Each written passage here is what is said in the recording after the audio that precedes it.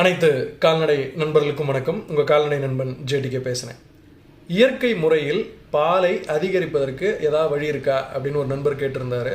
அதற்கும் ஒரு வழி சொல்கிறேன். ஆனால் இந்த பால் அதிகரிக்கிறதுக்கான வழிமுறை எதுக்கும் அப்படின்றத முதல்ல சொல்லிடுறேன்.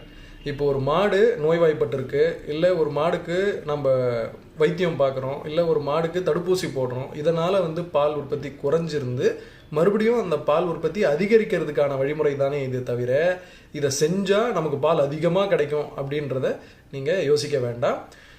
100 கிராம் கருப்பு உளுந்து, முழு உளுந்து, அது கூட ஒரு மண்டை வெல்லம், இது ரெண்டுத்தையும் சேர்த்து அரைச்சி தீவனத்தில் 7 நாளைக்கு மட்டும் கொடுத்துட்டு வந்தீங்கன்னா கண்டிப்பாக பால் உற்பத்தி ஆகும்.